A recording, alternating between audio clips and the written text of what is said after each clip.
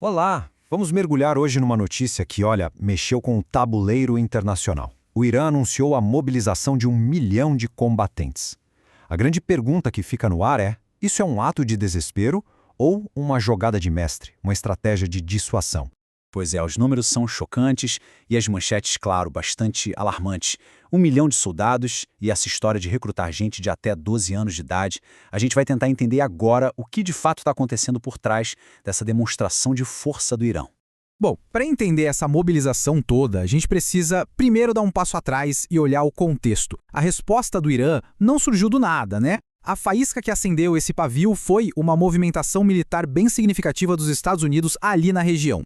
E olha, é fundamental entender que não estamos falando de quaisquer soldados. Os Estados Unidos enviaram unidades de elite. Estamos falando de fuzileiros navais, que são especialistas em desembarques, em assaltos costeiros, e da famosa 82ª Divisão Aerotransportada, que é perita em ocupar territórios hostis.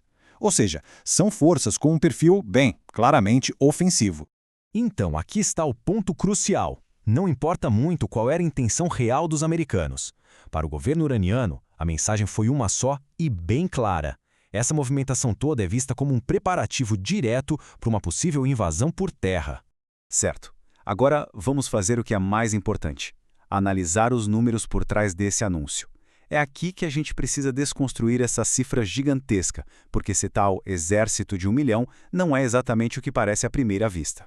Esse aqui é o número que o Irã jogou para o mundo. 1 milhão. É uma cifra, claro, projetada para intimidar, para chamar a atenção de todo mundo e para sinalizar que eles estão massivamente prontos para um conflito. Mas quando a gente olha os dados mais de perto, a imagem muda um pouco. Estimativas do Ocidente falam em cerca de 640 mil pessoas em estruturas militares e paramilitares. O número de 1 milhão, na verdade, é uma meta de mobilização. Ele inclui o exército regular, a guarda revolucionária e, o ponto mais importante, centenas de milhares de milicianos e reservistas que seriam convocados às pressas. E é aqui que entra uma peça-chave nesse quebra-cabeça, o Basij. Pensa neles como a milícia gigantesca de voluntários, que é usada tanto para o controle interno do país quanto para inflar rapidamente os números em tempos de crise. É a ferramenta que permite ao regime mostrar muito volume e, principalmente, uma capacidade de absorver perdas humanas.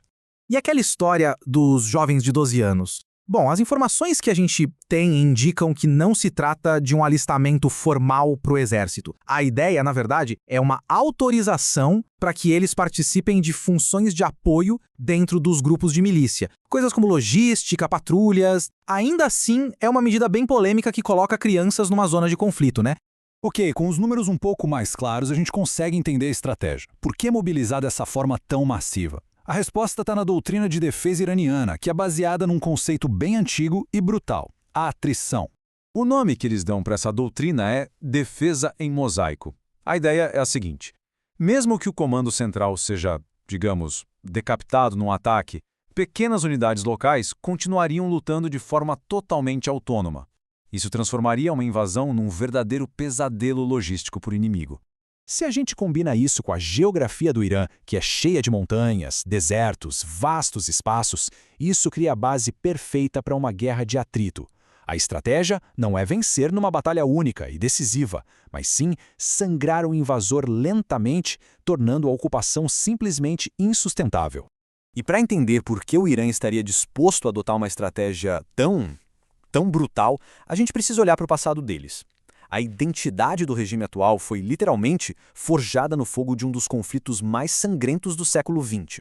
A guerra contra o Iraque, que foi de 1980 a 1988, deixou um rastro de mais de 1 milhão de mortos. Foi exatamente nesse conflito que o Basij ficou famoso pelos seus ataques em ondas humanas, onde a disposição para sofrer um número absurdo de baixas era, em si, uma tática de guerra.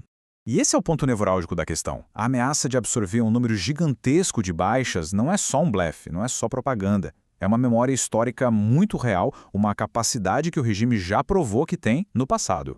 Isso tudo nos leva à conclusão da nossa análise. O objetivo final dessa mobilização em massa não está no campo de batalha. O verdadeiro alvo é outro, bem diferente. O regime iraniano, acima de tudo, é pragmático. Eles sabem perfeitamente que não podem derrotar as forças armadas americanas num confronto convencional, frente a frente. Isso é considerado impossível por eles. Então, o verdadeiro objetivo é outro. É elevar o custo da guerra a um nível que a política americana simplesmente não aguente. O alvo não são os tanques e os aviões. O alvo é a opinião pública, o Congresso e a estabilidade política de quem estiver na Casa Branca. E aqui está a matemática política por trás de tudo isso. Com a aprovação presidencial já bem baixa, na casa dos 36%, e um apoio bem limitado aos ataques, com 41%, qualquer conflito que se arraste e que comece a gerar baixas americanas se tornaria um veneno eleitoral. No cálculo frio e até desumano de Teherã, a lógica é assimétrica. Pensa assim. Se for preciso perder 100, talvez 200 combatentes iranianos para causar uma única baixa do lado americano para eles, isso é uma troca vantajosa, porque cada funeral nos Estados Unidos aumenta a pressão política interna para que o conflito acabe. Então, no fim das contas, tudo se resume a 2 objetivos bem simples. Primeiro, dissuadir, mostrar que o preço para entrar no país é alto demais. E segundo, caso a dissuasão falhe, estar com o terreno todo preparado para transformar a invasão num pântano militar e político.